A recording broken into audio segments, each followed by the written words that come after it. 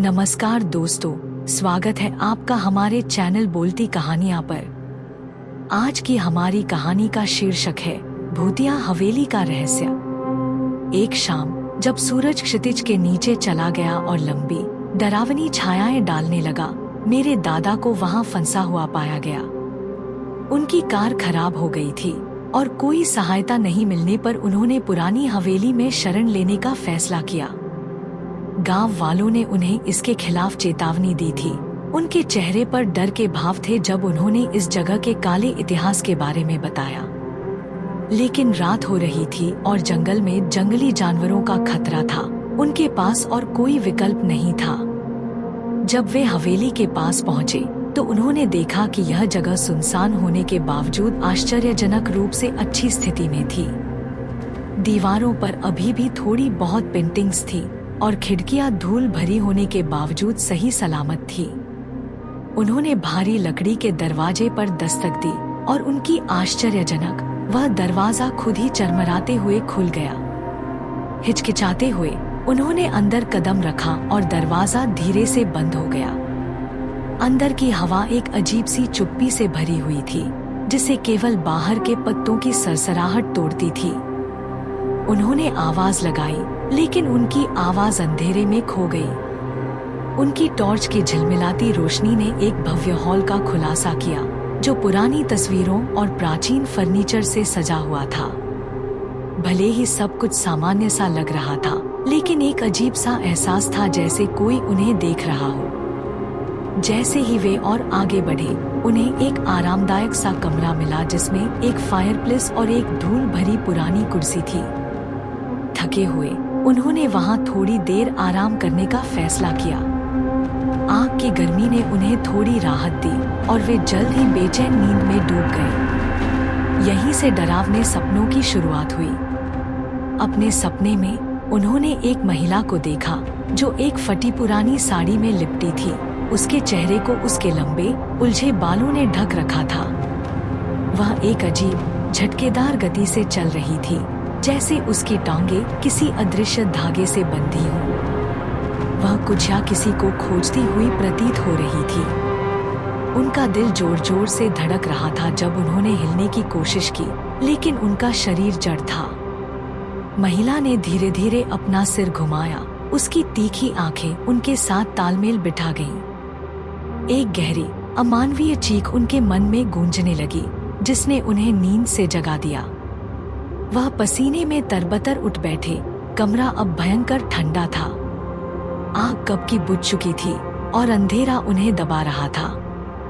वे अब भी महिला की चीख सुन सकते थे, हल्की लेकिन लगातार। हिम्मत जुटाकर उन्होंने तुरंत हवेली छोड़ने का फैसला किया। लेकिन जब उन्होंने दरवाजा खोला तो वह हिलने से मना कर दिया। ऐसा लग रहा था जैसे कोई अदृश्य शक्ति उसे बंद कर रही हो। घबराहट में उन्होंने दूसरी राह ढूंढनी शुरू की। दीवारों पर परछाइयां नाचती हुई दिखाई दी, उनकी कोशिशों का मजाक उड़ाते हुए। और फिर उन्होंने उसे फिर से देखा, हॉल के अंत में खड़ी हुई। इस बार वह करीब थी। उसके चेहरे की विशेषताएं स्पष्ट थीं। उसकी आंखें खोखली थीं, उसका मुंह एक भयानक हंसी में मरोड़ा हुआ था। वह उनकी ओर बढ़ने लगी। उसके हिलने का तरीका अस्वाभाविक और झटकेदार था। बेचैन होकर वे सीढ़ियों पर दौड़े, एक बचाव का रास्ता खोजने की उम्मीद में। लेकिन हवेली ने जैसे खुद को बदल लिया था। दरवाजे खाली कमरों की ओर खुलते थे और खिड़कियां खुलने से मना करती थीं। वे उसके कदमों की आवाज सुन सकते थे, धीमी और सोची समझी। ऐसा लग रहा था जैसे वह उनके डर का मजा ले रही हो। अंततः वे अटारी में पहुंचे, एक तंग जगह जो पुराने ट्रंकों और मकड़ी के जालों से ढकी फर्नीचर से भरी हुई थी। उन्होंने दरवाजा बंद कर दिया। उनकी सांसें तेजी से चल रही थी। चुप्पी भयावह थी, जिसे केवल उनकी अपनी दिल की धड़कन तोड़ रही थी। उन्होंने प्रार्थना की कि सुबह जल्दी आए, ताकि पहली किरण अंधकार और उसके भयावहताओं को दूर कर दे। लेकिन रात अभी बहुत लंबी थी। तापमान गिर गया और वे अपनी सांस को हवा में बादल बनते हुए देख सकते थे। एक डरावना एहसास उनके अंदर आया जब उन्होंने हल्की संगीत की धुन सुनी, एक पुरानी भयावह धुन जो दीवारों से होकर आती हुई प्रतीत हो रही थी। उन्होंने इसे अपने सपने में बजते हुए सुना था और फिर उन्होंने उसकी आवाज सुनी, नरम, लगभग फुसफुसाहट, लेकिन बुरी नियत से भरी हुई। वह प्राचीन बोली में बोल रही थी, ऐसे शब्द जिन्हें वह समझ नहीं पा रहे थे लेकिन उनके अंदर गूंज रहे थे। वह उन्हें एक कहानी सुना रही थी, धोखे और बदला की, खोए हुए प्रेम और एक श्राप की जो उसे हमेशा के लिए हवेली से बांध देता था। जैसे जैसे घंटे बीतते गए, उन्होंने अपनी ताकत को कमजोर होते हुए महसूस किया। वह महिला फिर से प्रकट हुई, इस बार अटारी के अंदर। वह धीरे धीरे आगे बढ़ी, पल का आनंद लेते हुए। उसकी आंखें उन पर जमी हुई थी और उन्होंने अपने दिल पर एक ठंडी पकड़ महसूस की। उन्होंने चीखने की कोशिश की लेकिन कोई आवाज नहीं निकली। उसने अपना हाथ बढ़ाया, उसकी उंगलियां उनकी त्वचा को छूते ही उन्होंने एक तेज दर्द महसूस किया, जैसे उनकी आत्मा को खींचा जा रहा हो। और फिर सब कुछ काला हो गया। जब वे जागे तो वे जंगल के फर्श पर पड़े थे। हवेली का कोई निशान नहीं था। गांव वालों ने उन्हें अगली सुबह पाया, पागलपन की हालत में और मौत के कगार पर। उन्होंने उन्हें गांव के वैद्य के पास ले गए, जिसने उनकी चोटों का इलाज किया और उनकी कहानी को गंभीरता से सुना। वैद्य ने उन्हें बताया कि हवेली पीढ़ियों से श्रापित थी। कहा जाता है कि एक महिला, जिसे उसके प्रेमी ने धोखा दिया था, ने अपने जीवन का अंत उसी की दीवारों के अंदर कर लिया।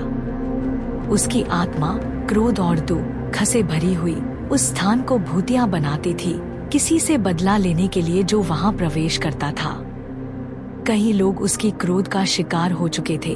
उनकी आत्माएं हवेली में हमेशा के लिए फंसी रह जाती थी। मेरे दादा उस रात से पूरी तरह से नहीं उबर पाए। शारीरिक और मानसिक दोनों ही प्रकार के निशान उनके आखिरी दिन तक उनके साथ रहे।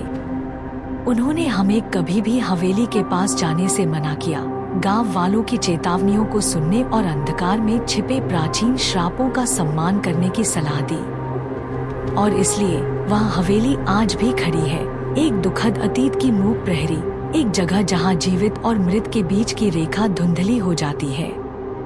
जो लोग वहां जाने की हिम्मत करते हैं, वे अजीब रोशनी और डरावनी आवाजों के बारे में बताते हैं। रात के समय एक महिला की हंसी सुनाई देती है।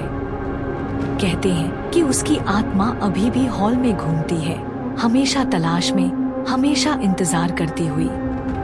अगर आप कभी उस गांव में जाते हैं और हवा में वह पुरानी धुन सुनाई देती है, तो वापस लौट आइए, क्योंकि कुछ जगहें सबसे अच्छी तरह से शांत रहती हैं।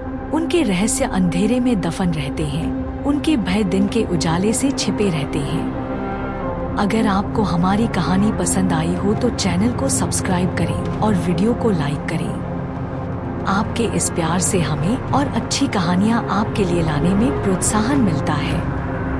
आपको ये कहानी कैसी लगी, कमेंट में जरूर बताएं।